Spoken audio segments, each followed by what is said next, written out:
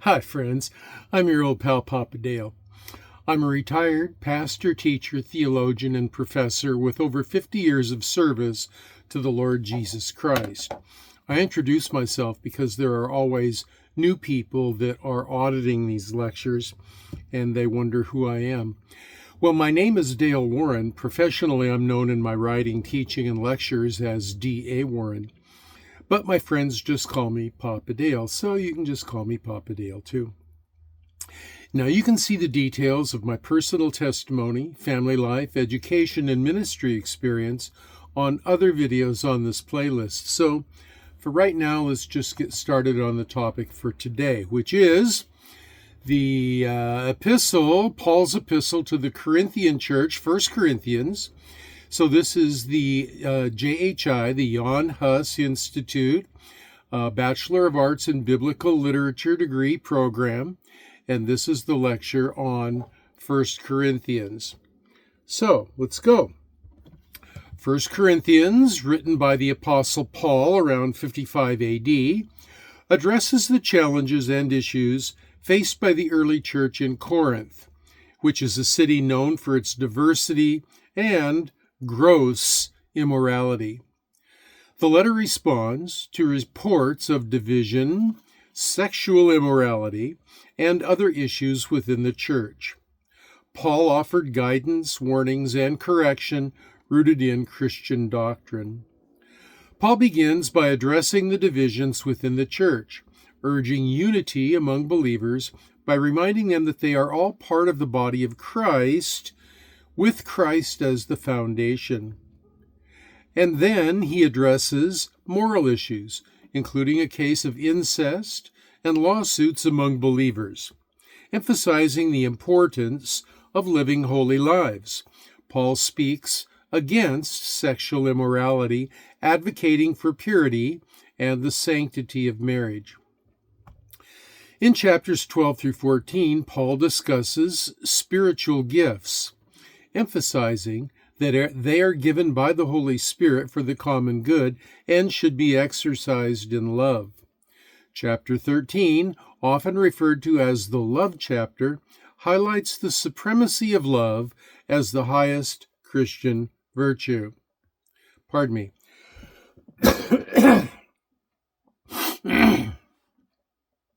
Now, Paul also addresses issues related to worship, such as the Lord's Supper and the proper use of spiritual gifts in public worship. He concludes by affirming the resurrection of Jesus as the cornerstone of Christian faith and the hope of believers' resurrection. 1 Corinthians 15, 1 through 8.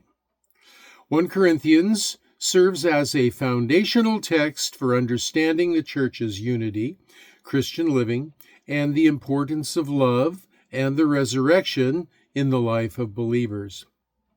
Now, Corinth was known to be a great city in the center of the main trade routes from Asia to Europe. It was and from Africa too. It was prosperous, diverse, modern, and mostly pagan. Corinth was known not only as a thriving city, but also as a center of moral decay, deeply marked by its licentious lifestyle and characterized by idolatry, fornication, slavery, and greed.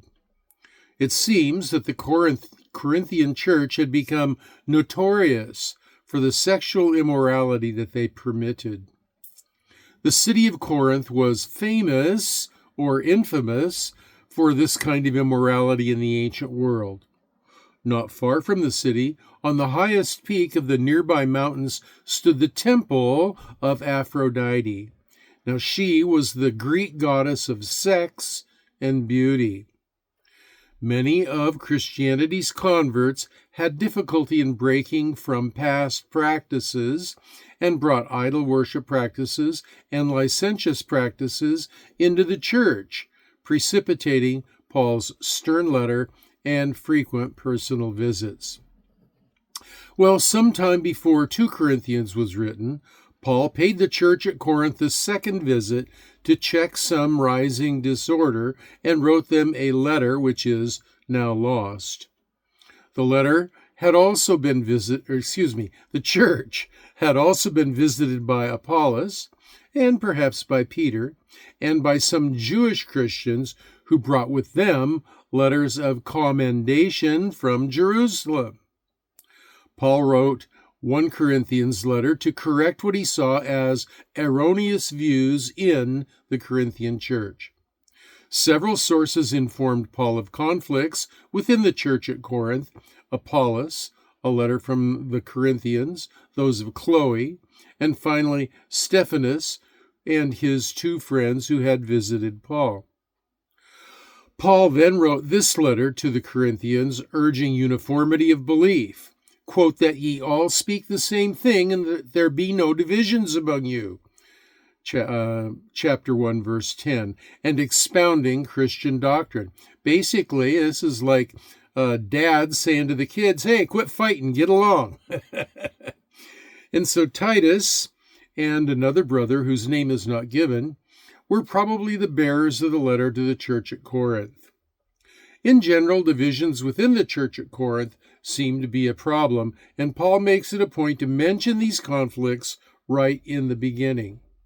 Specifically, pagan roots still held sway within their community. Paul wants to bring them back to what he sees as correct doctrine, stating that God has given him the opportunity to be a skilled master builder, to lay the foundation and let others build upon it. Now, 1 Corinthians 6, 9 through 10 contains a notable condemnation of homosexuality, idolatry, thievery, drunkenness, slandering, swindling, adultery, and other sexually immoral acts. The majority of early manuscripts end in chapter 6 with the words, there's Greek words in the text here, I'm not going to read for you. In the English, those words are, therefore glorify God in your body.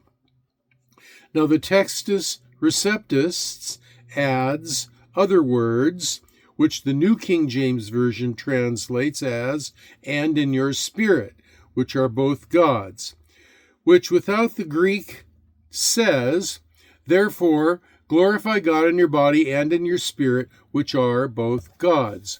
And so there's a little bit of difference in perspective from these two texts.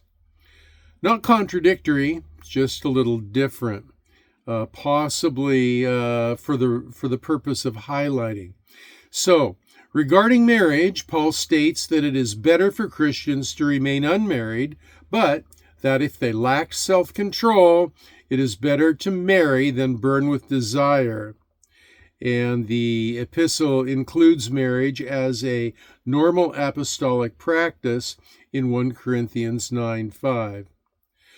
He says, do we not have the right to be accompanied by a believing wife, as do other apostles and the brothers of the Lord and Peter? In the last case, the letter concurs with Matthew 8:14, which mentions Peter as having a mother-in-law and thus by inference a wife. Now, throughout the letter, Paul presents issues that are troubling the community in Corinth and offers ways to fix them. Paul states that this letter to admonish them as beloved children. They are expected to become imitators of Jesus and follow the ways in Christ as he, Paul, teaches in all his churches. Now, the most often memorized verse from 1 Corinthians are 1 Corinthians 13, 4 through 7, which describes the nature of love. These verses are frequently quoted and memorized due to their profound and poetic description of love's qualities. You'll often hear them repeated in wedding services. And the verse goes, quote, love is patient, love is kind, it does not envy, it does not boast, it is not proud, it does not dishonor others, it is not self-seeking, it is not easily angered, it keeps no record of wrongs, love does not delight in evil, but rejoices with the truth, and it always protects, always trusts, always hopes, always perseveres, and so should we. Now, this has been your old pal, Papa Dale. The year is 2024. And if the Lord, well, wait a second here, where am I? In the year 2024. And what I always say is that if you are studying to earn the Bachelor of Arts in Biblical Literature degree, then you must read these lesson notes. It's required that you read the notes word for word. And if you don't know where the notes are, they are available in the video transcript, and there is also a link below this lecture that you can access those notes. Now, as you're reading through the notes, the individual scripture references, you are supposed to stop and read as well. And so make sure you do that. So this is your old pal, Papa Dale, who is signing off for now. But I'll remind you that I will be praying for you, that you will be well, and that you will be blessed.